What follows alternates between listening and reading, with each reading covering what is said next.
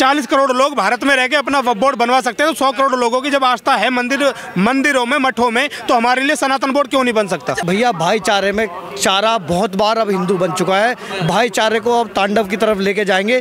तुम अपनी तरफ रहो, हम अपनी तरफ रहेंगे। हमें किसी से भाईचारे की कोई उम्मीद नहीं है और ना हम रखना चाहते। वैसी साहब तो कह रहे हैं ना कि 15 मिनट के लिए पुलिस हटा दीजिए। 15 मिनट के लिए अगर पुलिस हट गई ना तो अब की बार पाकिस्तान को भी विलय करके तुझे यहाँ से हटा देंगे हम। पूर्व राज्यसभा सांसद है, उन्होंने कहा है कि वो तो मुसलमान सही था, इस वजह से लाहौर तक रह गया पाकिस्तान, तो लखनऊ तक पाकिस्तान। मैं बता दूं, जिसने भी कहा है ना, ये तब हिंदू सो रहा था। अब जागरूक है, लाहौर नहीं कराची भी ले लेंगे, सारी चीज ले लेंगे। पाकिस्तान को तो भूल जाओगे, आने वाले समय में था भी भारत में विलय कर देंगे। हमारे महाराज जी ने कह दिया पहले। मोदी जी क्यों नहीं कर देते, बांग्लादेश के 2 टुकड़े कर दे? नहीं, मोदी जी तो सब कुछ कर सकते हैं, लेकिन ये जो ऊंचे पजामे, गोल टोपी और लंबी दाढ़ी वाले हैं, कल को आपको रोड पे बैठे दिखाई दे जाएंगे। सनातन बोर्ड की मांग उठ रही है, आपको क्यों लगता है कि सनातन बोर्ड भाजपा वाले बनवा देंगे? क्योंकि वक्फ बोर्ड में तो ये लोग संशोधन कर नहीं पा रहे हैं अभी। देखिए, मैं आपको पहले तो बता देता हूं कि भाजपा सनातन बोर्ड नहीं बनवाएगी, हिंदू सनातन बोर्ड बनवाएगा। ठीक है, 100 करोड़ हिंदुओं की आस्था है सनातन में, और 100 करोड़ हिंदू जब रोड पर उतर चुका है सनातन के लिए, सनातन बोर्ड के लिए, तो गवर्नमेंट को राजी राजी गैर राजी हर चीज़ बनवानी पड़ेगी। राजी राजी बनवानी पड़ेगी? नहीं, गैर राजी भी बनवानी पड़ेगी भाई साहब। जब 20-40 करोड़ लोग भारत में रह के अपना वक्फ बोर्ड बनवा सकते हैं, तो 100 करोड़ लोगों की जब आस्था है मंदिरों में, मठों में, तो हमारे लिए सनातन बोर्ड क्यों नहीं बन सकता? वक्फ बोर्ड में संशोधन का बिल आती है भाजपा, उसको जेपीसी के पास भेजना पड़ जाता है, कहते हैं कि पास नहीं हो पाएगा बिना जेपीसी के। नहीं, पास क्यों नहीं हो पाएगा? जब वोटिंग होगी, और वोटिंग हुई भी है, और वक्फ बोर्ड के विपक्ष में सारी वोटिंग हुई है, तो वक्फ बोर्ड में संशोधन होगा भी, और वक्फ बोर्ड बंद भी होगा। अच्छा, ये वक्फ बोर्ड कानून में बदलाव है, सनातन बोर्ड है, सनातन बोर्ड का उद्देश्य क्या रहने वाला है? देखिए, सनातन बोर्ड का उद्देश्य ये होने वाला है, जैसे भारत में जितने भी मठ हैं, मंदिर हैं, जिनका पैसा गवर्नमेंट के पास जाता है, लेकिन आप भारत में देखेंगे कि मस्जिदों का पैसा इन मौलवियों के पास जाता है। जब इनका पैसा इनके पास जाता है, तो भाई हमारी मंदिरों का पैसा हमारे हिंदुओं के ऊपर खर्च किया जाए, ना कि इनको हज पे भेजने के लिए हमारा पैसा यूज किया जाए। अच्छा, महाकुंभ में कहा जा रहा है कि मुसलमानों की नो एंट्री है, इस पे आप क्या सोचते हैं? बहुत अच्छा कदम उठाया।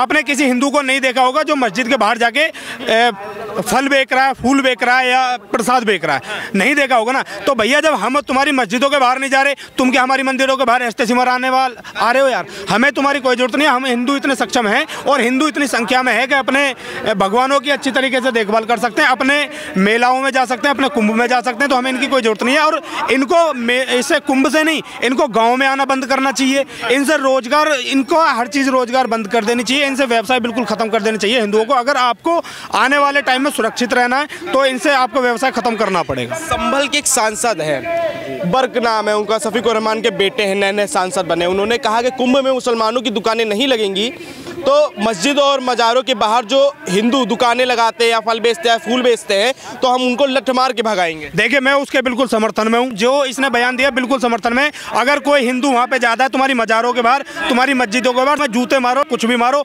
हमें कोई लेना देना नहीं, लेकिन आप हमारी मंदिरों में नहीं आ सकते, आप हमारे धार्मिक स्थलों पर नहीं आ सकते। एक तरफ आप लोग कहते हो कि जो मुसलमान हैं वो पहले हिंदू ही थे, अगर वो हमारे उसमें आ जाते हैं, कुंभ में आ जाते हैं, तो दिक्कत क्या है? नहीं, तो कुंभ में आने के लिए सिर्फ टोपी लगा के थोड़ी ना, नाम बदल के थोड़ी ना आप आओ।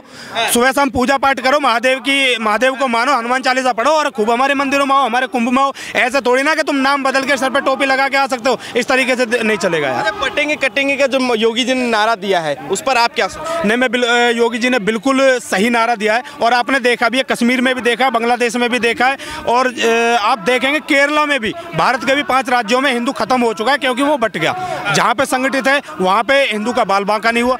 योगी जी ने बिल्कुल सही नारा दिया, अगर आप बटोगे तो कटोगे। उस पर क्या, खड़गे जी है राष्ट्रीय अध्यक्ष कांग्रेस के, वो कह रहे हैं कि ये संतों वाली भाषा नहीं है योगी जी की, ये आतंकियों वाली भाषा। नहीं, उनकी भाषा शैली अलग है। जिसने भी महाराज जी के लिए बोला है, आपने किसी भी संत को या किसी भी हमारे महाराज को ऐसा नहीं देखा होगा कि उनके हाथ में सिर्फ डमरू होगा, उनके हाथ में भाला भी जरूर होगा। तो जहाँ जरूरत पड़ेगी वैसी भाषा का प्रयोग किया जाएगा, योगी जी वही कर रहे हैं। अच्छा, खड़गे जी ने आखिरी सवाल में, खड़गे जी ने एक और चीज़ उन्होंने कहा कि अगर राजनीति करनी है तो सफ़ेद कपड़ा पहन के आइए, भगवा कपड़ा पहन के राजनीति मत करिए, भगवा पहनना तो मठ में जाइए। नहीं, मठ में क्यों जाइए?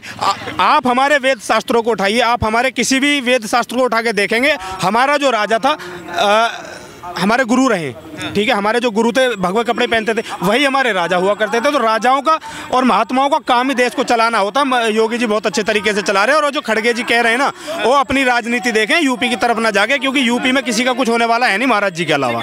सर क्या नाम हुआ आपका? सुमित नारायण। क्या कहेंगे जो महाकुंभ में और सनातन बोर्ड की जो मांग चल रही है, इस पर आप क्या सोचते हैं? बिल्कुल सही उठ रही है। और मैं यही कहूँगा कि जब किसी भी धार्मिक स्थल पर हिंदू नहीं जाता है मुस्लिमों के, तो उन्हें भी बिल्कुल पूरी तरीके से बैन कर दिया जाए। सनातन धर्म एक व्यवस्थित है। 100 करोड़ हिंदू हर व्यापार को कर सकते हैं, अपने धर्म स्थलों को बचा सकते हैं, उनकी सुरक्षा कर सकते हैं। तो इसीलिए इनका बिल्कुल पूर्ण रूप से आर्थिक बहिष्कार भी करा जाए और इनको लठ मार के वहाँ से दूर भी किया जाए। हिंदू मुस्लिम भाईचारे की क्या होगा? जो असदुद्दीन ओवैसी साहब हैं, कई मौलाना हैं, कहते हैं कि हिंदू मुस्लिम भाईचारा ये लोग खराब कर रहे हैं भाजपा वाले। तो मैं बता देना चाहता हूँ कि भैया भाईचारे में चारा बहुत बार अब हिंदू बन चुका है। भाईचारे को अब तांडव की तरफ लेके जाएंगे। तुम अपनी तरफ रहो, हम अपनी तरफ रहेंगे। हमें किसी से भाईचारे की कोई उम्मीद नहीं है और ना हम रखना चाहते। ओवैसी साहब तो कह रहे हैं ना कि 15 मिनट के लिए पुलिस हटा दीजिए। 15 मिनट के लिए अगर पुलिस हट गई ना, तो अब की बार पाकिस्तान को भी विलय करके तुझे यहाँ से हटा देंगे हम भाई। मैं आपको बता देता हूँ, आप जो 15 मिनट की बात कर रहे हो ना, भारत में 40 करोड़, ठीक है, उन्होंने 15 मिनट का टाइम तब मांगा है। हिंदुस्तान में 100 करोड़ हिंदू हैं। आप कैलकुलेट कर लेना, 9.9375 माइक्रो सेकंड में पाकिस्तान भेज देंगे।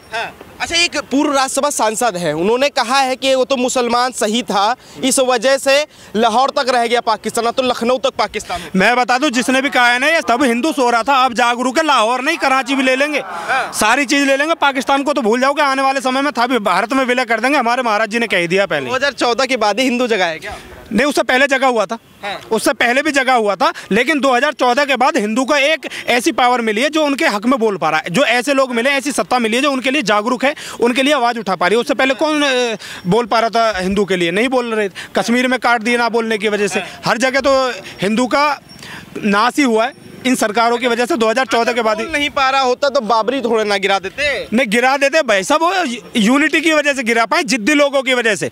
ऐसा नहीं है कि गोलियां भी तो खाई है ना, कितने लोगों ने गोलियां खाई हैं। और इसने अखिलेश यादव के बाप ने गोलियां चलवा दी थी भाई साहब, मिट्टी के नीचे से लाश निकाली गई थी। ऐसे नहीं है कि जाके किसी ने भी तोड़ दिया और हमने बलिदान नहीं दिया, खून बहा है जब जाके बाबरी मस्जिद टूटी है। 2014 के बाद से हिंदू मुस्लिम ज्यादा बढ़ गई है, भाईचारा खत्म कर दिया। नहीं, 2014 से पहले कहाँ? 2014 से पहले आप देखो, कश्मीर में नहीं हिंदू कटे थे, हर जगह हिंदू कटा है, पाकिस्तान में भी कटा है। तो तब कौन सी बीजेपी थी? बीजेपी नहीं थी ना।